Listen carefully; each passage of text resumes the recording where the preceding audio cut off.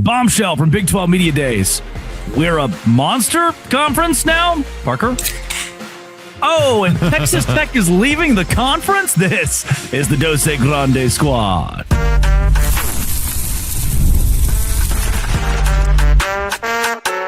You are Locked On Big 12, your daily podcast on the Big 12 Conference. Part of the Locked On Podcast Network, your team every day.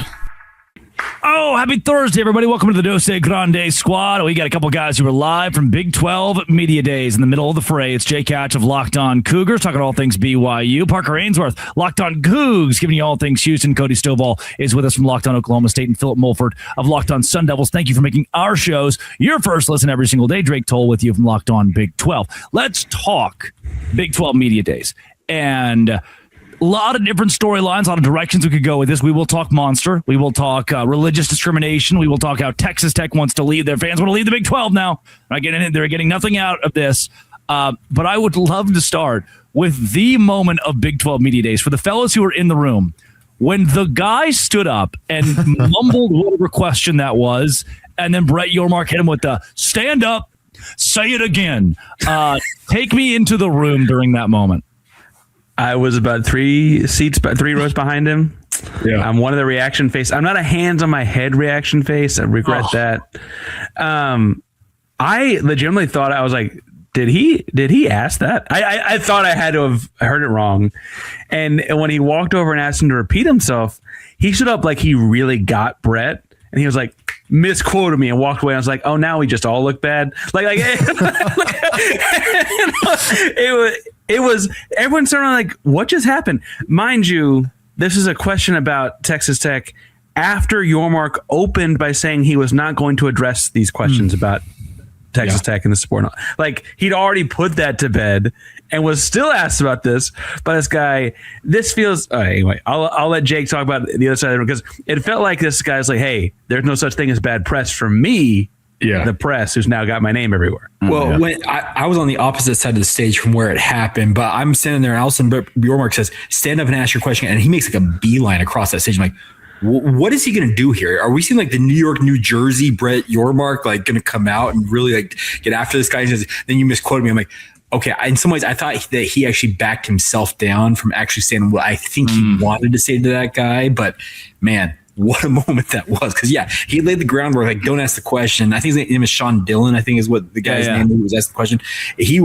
And he gets up, and it was, I was like, I don't know what's going to go down here, but I feel like I should be pulling out my phone to film a viral moment. If you've been under a rock, I do have the clip here for more context. This is as awkward as we've been describing it.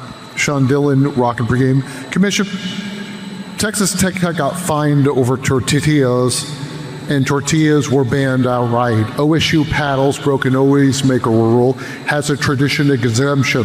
Sorsby never played a snap. Big 12 sued them anyway, while Cincinnati hasn't been yet touched. You're selling greater than 12. Why should Texas fans believe it? Could you sit? Let me come closer to you. Stand up. Ask that question again, and I'm going to give you the answer I want to give you. So go ahead. Texas Tech got fined for tortillas, and tortillas were banned outright. OSU has had paddles that were given a noisemaker exemption back in 2012. Sorsby never played a snap for the Red Raiders, and yet there is a lawsuit. Cincinnati has yet to be touched. You're selling greater than 12. Why should Texas Tech fans believe them? No, I didn't say greater than 12. You misquoted me. I said we're going forward as 16 strong, and that's my answer to your question. But thank you for that question. Appreciate it. He did appreciate the question, to be fair. He did. Also, Sean Dillon's first time saying tortillas is a tough watch. He said, I'll give you the answer I want to give you. Bam! What does that even mean? I was waiting on like the John Cena music to come out, the glass to break, and Brett Yormark go top rope off the stage onto that dude. That would have been amazing. But I will say, this is why sometimes it's okay to be a strong proponent of bringing back bullying. Somebody in that building could bully that dude back into his place because oh no, what a Brett Yormark kind of did. To be fair, Brett Yormark kind of bullied him back into his play. I like it. Yeah, but I should point out, he's gonna top roped him. when this happened, Sean Dillon's Twitter was public, and now is very much not. Of course it's not. Someone did, as far as Cody's bullying goes, someone did apparently talk to him. Also, I didn't realize that whole clip, Parker Ainsworth just squarely in the back. Just, He's right there. Yeah. You can see me taking my phone. Like, I'm taking a picture of that. Yep. The Parker view. Brian Santiago somewhere in there. Parker Ainsworth, a couple of Waco local guys just dumbfounded with what's happening. Overall, and I guess this leads to Brett Yormark, political guy. I guess politically correct is what I should say. He comes out and he's like, I'm not going to say anything. And this isn't the time to answer these questions, which when else is the time to answer those questions? Did we like the rhetoric, did we like the way Yormark sounded at Big 12 Media Days as a collective whole? Yeah, but let's also not gloss over the fact that we're trying to compare paddles to throwing something on the field. They're trying to draw a correlation between Oklahoma State and Texas Tech and Brendan Sorsby and gambling. I don't know, fellas. I thought it was an attempted Cody, low blow. I think it's pretty clear that there's no world where you would be able to compare a Texas Tech to Oklahoma State. Right, that's just not fair to Texas Tech. I did like that he just started throwing, hey, if we're going down, we're tearing all you guys down with us. Was that Tortitas? Well, don't forget that Texas Tech just arrived in the last 9 months. Calm down. Oh, it's ridiculous. It's ridiculous, man. Like they're Utah again, right? That's what happened. Oh, no. It's almost like you give somebody the mantle, you give them the brass ring, and they can't help themselves, right? So I've dealt with it a lot. I really have. Like I keep asking people, how does this happen? But they feel slighted. So Paul lives out east. I will say, honestly, Houston and Texas were only in the conference for a year, and so I don't want to act like I had a lot of experience as a media person. This feels like living in the state of Texas with the Longhorns, though. This is it feels like that to me more so than Utah, because before Texas got the announcement they're going to the SEC, there was a lot of that kind of we're better than this thing anyway from them and Oklahoma, for what it's worth, for a while. That's interesting you say that, because Texas ultimately is what caused the conference to almost fall apart. So you're welcome. It'd be crazy. I went on a long rant about Texas Tech recently and said they went from the equivalent of the American dream in college football, where it was a non-traditional powerhouse sort of ascending to the top of college football because they have a new source of money. They're new blood, right? And they were sort of the encouragement for every other program that wasn't a blue blood. And now I feel like Texas Tech is becoming the schools that they were so adamant against 3 years ago, right? Texas Tech complained. They've become what they hate. They look in the mirror and they can't like what they have to see, and they're also acting like they're martyrs about everything. Every single thing they go through, they are acting like they are just the sacrificial lambs, and it's this poor me act that never ends. Well, and Kevin, they were the baby face, and you're right. They were they bootstrapped. Oh, they turned heel, and they've turned heel real fast. They are, to use the wrestling parlance, they are a heel and a half now. That's great. We can go there next. A lot of I've seen Texas Tech discourse about leave the Big 12. What the hell is that? Dose Grande squad.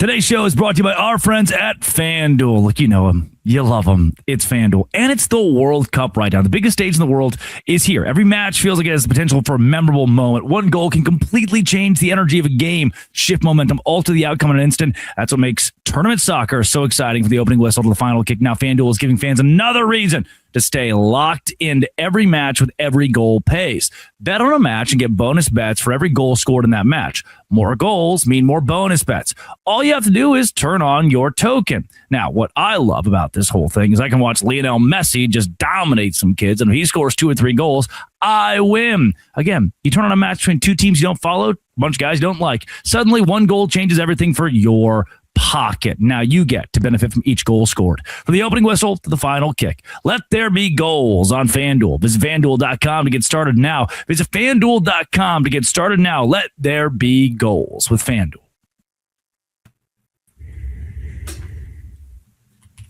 Whole host of folks joining us. Mountaineer Paul and Kevin Borba have hopped into the Dose Grande squad. I'm seeing Texas Tech fans, quote, reporters who are talking about how the Big 12, we're not getting anything out of the Big 12. We should just leave.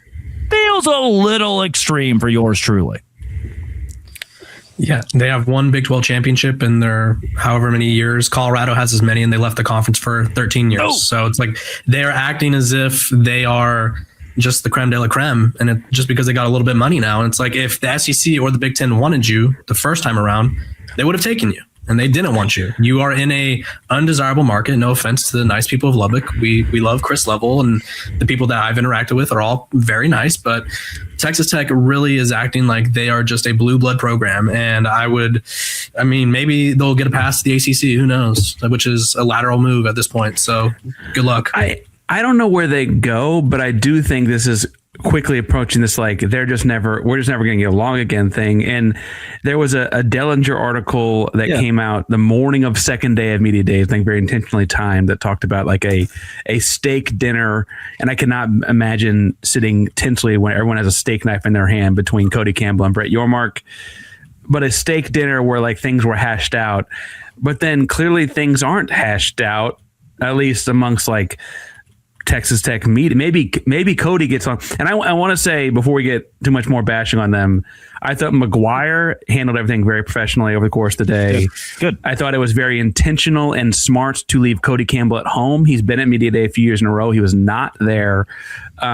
Those things were, I think, good steps. The Twitter beef guy wasn't there. Yeah, he was still in the news. I mean, he wasn't at media day. Yeah, no, he talked to Ross Dellinger. He was a big part of that Dellinger piece. But could he be? The interesting part is if they're going to meet at Cattleman's is where they went in Fort Worth in the stockyards, right? Is that where they would have to take dinner? Yeah. And if they've hashed this out, maybe the projection is that the media and the fans themselves think they're going to leave the Big 12 and they're better than this. But maybe the powers that be, the Lawrence Skuvaneks, the Cody Campbells, maybe they have made their peace. There might be somewhere where there's a disconnect between like the media side of it and the actual power players at TTU. Drake, I have a question for you because you love a good realignment discussion, right? Where would they go? Because the SEC and the Big Ten were both lining up to not play them if Brennan Swordsby got to play. You think they're just going to throw that away and be like, yeah, actually, we hated you 2 weeks ago, but yeah, we'll welcome you. No, this is FIFA. This is we hate corruption until we realize what if corruption kind of good for us? Fair. That's where I think a conference like the SEC or Big Ten's like, wait a second. They're doing it how we do it, and that's maybe a cleaner segue. It's like, yeah, right. And so now that it helps them, rules for thee, but not for me. That's what the SEC subscribes to. Maybe then Texas Tech has a more formidable path. Shoot you straight. They are on a crash course in 5 years. It will not be today or tomorrow, 5 years to be what Clemson has become. Clemson in 2009 had the same revenue in football as Bowling Green. That is not good, in case you were wondering the context there. Oh, no. And guess what spurred that on, by the way? So them sucking? A 70-33 loss to West Virginia in the Orange Bowl. Well, they were good from then on. They were good from then on, yes. Yeah. But before, that's Dabo. We're getting into Dabo. Prior to Dabo, they were terrible and irrelevant. They reevaluated. Dabo starts winning, and now Clemson is a Big Ten candidate. Or the SEC murmurs. I think Texas Tech is 5 years away from dominant football and investing to the point that a bigger conference, a la Clemson, looks at them and says, "We might take them." One great season because it erased 30 years, though. Zero Big 12 championships. For sure. One 10-win season since 2008. 3 decades of just insanity to me. I mean, look, the Big 12 changes every year. So if it doesn't change and it stays Texas Tech, you're 100% right. They're going to be on that track. I just need to see it for another year before I start to buy it a little bit. What I don't understand is why would they alienate themselves from the Big 12? Because it's not they're kind of spoiled goods. F you money. They may think they're Paul nailed it earlier. They may think they're Utah. They may think that the SEC is going to pick up the phone the millisecond they start calling. I don't think it's happening. The Big Ten's definitely not interested. So where's Texas Tech going to go? They're going to go to the Pac 2.57.5. Is that where they're going to end up? Because to me, that seems to be the only destination that could make sense. Secondarily, I'm going to address the elephant in the room. Why is my chunky bunny happy ass sitting at home while that goof troop Magoo gets to get in front of a microphone and ask ridiculous questions? What is this? We need more of you guys here at Big 12 Media. Parker and I were pretty lonely together. I tried, but I know. Trust me. I know that Cody and Philip, I know you guys tried, but the nice part is the tenor I thought around Big 12 Media Days, the media types, the Sean Dillons, et cetera, they were pretty, they're acting like blowhards. That's probably the best way to say it about where Texas Tech sits. I'm interested to see, though, because to your point, Drake, I'm seeing if they continue to do what they're doing and they're as dominant as they are, there could come a point where the SEC or the Big Ten does say, hey, maybe we do want to take them. But they have to maintain this. They can't backslide at all. Do I expect them to? No, but if they backslide at all, it's going to be very easily to write them off, it feels like, regardless. There's also the really key thing here with that bill that may or may not go through Congress, but it's working its way through Congress right now, that locks the conferences, including the Big 12. Yes. We should hit I think it's $700 million income threshold, locks these conferences as they are, like next year, whenever it passes. Yeah, right. So, I mean, as much as fun as it is to talk about conference realignment, if they're 5 years away from joining the Big Ten or the SEC, and this bill gets passed this year, no, they're not. They're stuck. They're stuck. I'd love to talk about protecting college sports in a sec. I will say, though, I feel fairly confident, Cody, that you have a better chance of being at the Big 12 Media Days next time than Sean Dillon does ever again. I think that's fair. No. Okay. Did something go wrong? It is the schools that kind of approve this, and he just went to bat for him, right? The Protecting College Sports Act could shift the thing, and I will say I was fascinated that it basically Protecting College Sports did not come up because while the media wants to talk about tech leaving, whatever, all 16 schools per their representatives at the deal were in the lockstep on, hey, let's sign this. And I thought it was interesting they even admitted, like, this isn't the perfect solution, but it's like the start, and we need to just pass it for right now, right? And they were at lockstep on that. They were lockstep on a 2014 playoff. Even Utah, which is Mountaineer Paul's second favorite school in the conference, right? They were very like, hey, like, let's sit 24 teams in this thing, right? And all of that. That was a interesting thing. That was like basically the only disagreement between anything was one school thinking that a kid should play football after betting and everyone else saying no. That was the only disagreement seen like any of the 16 schools had over the 2 days. Fellas, I haven't seen any talk about this private equity deal that everybody turned down. Has that been addressed at all as to why maybe it didn't work? No, Cody. We're too busy drinking our monsters. Cody, yeah, what do you mean? It's monster now. What hold on. Listen, I haven't heard an adequate sales pitch for that. Like, what? We get an extra $1 million? And that's where we're going next. An entire segment. Monster in the Big 12. Is this kind of stupid? It might be kind of stupid. This I like it. Squad. I'm flying.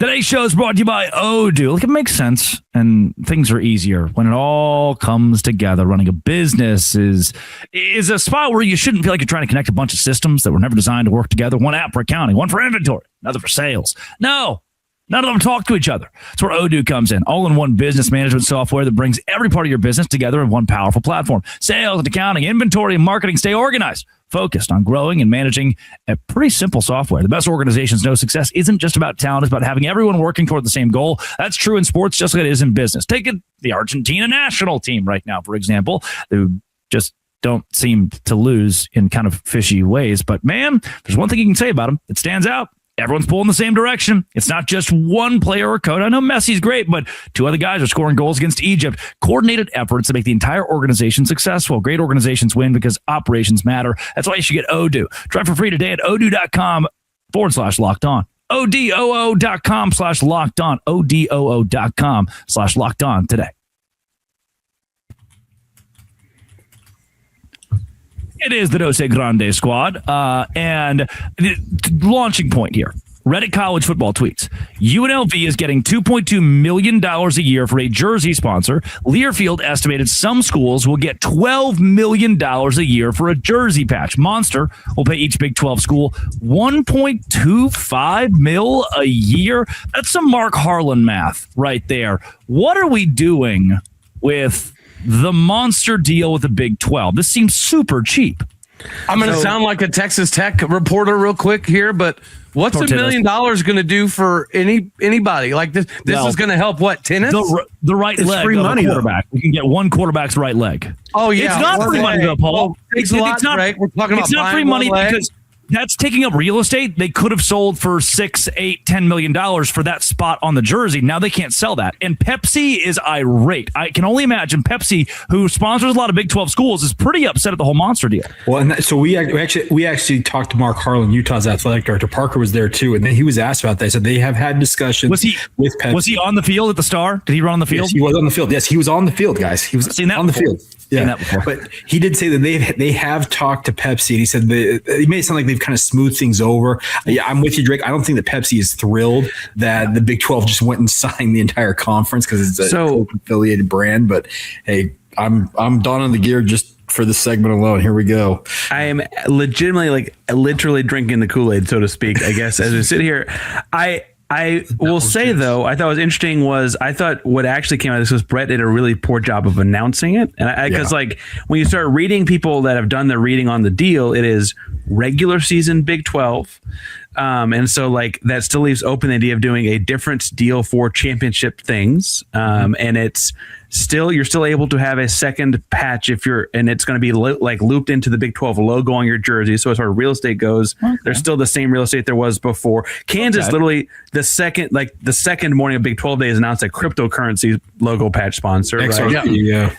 And so some of that to me, it's like, I'm kind of close to where Paul just was. I'm like, maybe it's because Houston just got to the Big 12. I'm like, put an M behind it, make it ground. It's a Big 12 logo with the M there, whatever. And, Philip, did you bring this up before we started recording? Also, additionally, every market that Monster is in worldwide is going to have the Big 12 logo affiliated with Monster, like their products they're putting in these markets. So that's going to be worldwide exposure for the league. This is better for Monster. This is way better for Monster than it is the Big 12. Like they're on all of our stuff. Plus, Brett Yormark. Maybe we need to have a discussion about Brett Yormark. He said, and I quote, that the Big 12 is a mature startup, and Big 12 has been around for 30 plus years. And it's like, why are you comparing it to some AI company that's being started in some dude's garage? Like, we need someone who values the brand. Like, do this deal, but make sure each program is getting 12 or 10 to 12 million per patch, not $1 million. Like, that's not going to do anything. So, Kevin, it's not going to prevent anybody from doing other patches, though. Like, you can do other patches. You know what I mean? So it's not like but it's not the best deal on the paper. But we don't have another environment where people are. You know what I'm saying? Like, I get what you guys are saying. It's just a high pressure deal where they're trying to get all the money they can for everybody. I just see both sides of it. But they could have gotten more money if you look at those projections. I think they could have. You're wearing a Monster hat. That's nobody's explained to me yet why we should all be excited about an extra $1 million. Like, I haven't heard of sales. It's not a lot. You shouldn't be excited about the extra $1 million, but how much is Big 12 advertising in 120 countries worth? That is if you talk about in-kind value, that the advertising dollars that you would have to spend to do that, to just put Big 12 ads in 120 different countries. Yeah, but what are they going to look? Is just the Big 12 logo? Mafia? Like, what does it matter if people no one in the Australian kickers more and more linemen from Europe. What the hell is this? Must Google. What does it matter if people in Europe are seeing the Big 12 logo? Like, what? I'm genuinely like, what is that? Maybe it helps with basketball recruiting a little bit, and there's more. What you don't understand, Borba, is that the courts are glass, and the game is broadcast in Times Square, and we're going to Mexico City, and now in Amsterdam when they're having their little hangouts on the boats. Red light the district. Big 12 logo is the Big 12 logo is there. You just don't get it. I didn't think about it. You're right. We're not greater than 12, Borba. Merch the double. Stop saying we're greater than 12. We're not greater than 12. We're 16 is 1, right? Is that what is 1. 16 I was worried about the tortillas, and I got ahead of myself. Tortilla.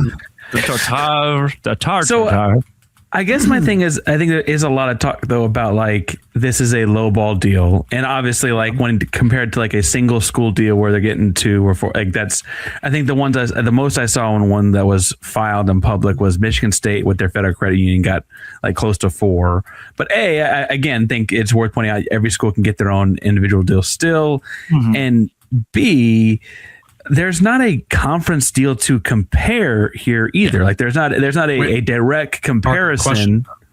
do you think this hurts us getting the other deals now? Because say Colorado was partnering with Buffalo Wild Wings. Buffalo Wild Wings goes, well, Monster only paid you guys $1 million. So why do we have to pay you more? Yes. What if we just decreased our own value by taking this deal or taking the numbers? Good. I don't, because I think the deal with the conference thing is really more about like Colorado's going to get what Colorado's going to get, and BYU is going to get what BYU is going to get, because the brand of those schools will weigh differently than the brand of all 16 schools. Okay. Because like you're also pulling in. Look, I mean, I know that I guess Nick is over there being quiet because he's always here, but like you're pulling in Iowa State, right? And like you're pulling in all 16 schools with this, right?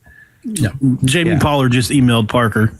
I just feel like it's kind of like negotiating against yourself. Parker, we're poor. Well, and Please help us. Yes, I'm taking the $1 million because my basketball coach called me poor. I'm literally I make my jersey a NASCAR. I want all the dollars.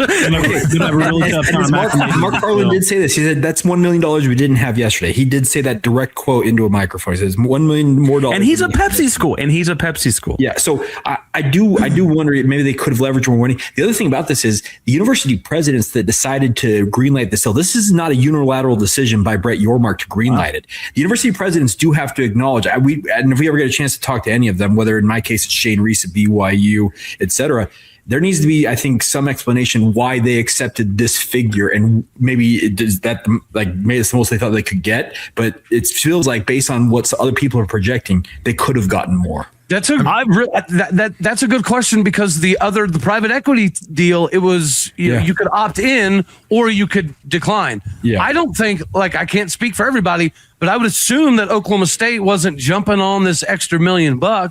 So I'm not saying Oklahoma State would have said no to it, but I don't understand how all 16 universities said, yes, this is a great deal. Let's do it. The Redbird deal was for several years at the same rate, though. And I think Dellinger mentions that, because again, you got to get that, like, Yormark, I don't think presented this very well. I think that's the most legitimate criticism, because this is like the beginning of a relationship, like where this can grow as it goes, right? So we're getting $1 million, and it's not set for $1 million 5 years from now if both sides see it. And I would rather have a monster patch, which is brand recognition within itself. Like it's a pretty legitimate partnership, than I would have a Redbird patch, which means nothing to me. And maybe that Redbird patch is 1.5, 1.75. I don't know what company's going to give. I mean, we're the Big 12. At some level, what company is going to be like, oh yeah, I need to sponsor that? We still have a lot to prove in the landscape of college football, right? If the Pac-12 can die with Oregon and USC leading the way, the Big 12 still has a ton to prove. So I think that you've talked me into it. Now I still think Jamie Pollard should do a political campaign where he cold emails everyone, help, it's Jamie Pollard and I need you. And it's just like him with a donation box. He's Matt Miller asking for funds. Do you need a hat then? Should I send this to you? And you can send me that. There we go. Oh, wait. Jake, a monster a day keeps the doctor away. Jay, can you clarify, not that I don't want to give away your personal habits. People at BYU can drink Monster. That's a big. Well, only because of the Big 12 deal. Only because of the Big 12. Okay, here's the running joke. Remember the Church of Jesus Christ of Latter-day Saints, Mormons as most you call them. The joke is you can have your caffeine cold, but you can't have it hot, boys. They love that Diet Coke, baby. They love that Diet Coke. Question that which team is in the best spot? May I submit West Virginia is in a pretty good spot right now? Yeah, I mean, that's real. That's a real thing. Like, I think the Country Roads thing took off and really helped our brand value a ton. Yeah. Brett, they brought it up again today. ESPN brought it up to Yormark today. I think West Virginia is in a position, if they can be successful on the field, to really capitalize. Well, there is a lot going on. That's the same thing the U.S. men's national team said. You got to back it up. You got to back it up. And if you back it up, then it'll work. That's enough for us. Jake Hatch, Mountaineer Paul, Cody Stovall, Kevin Borba, Parker Ainsworth, and Philip Mulford. We'll see you again next week. This has been It Always Will Be Locked On. Thanks for making our show as your first listen every single day. Dose Grande, Paul. Squad.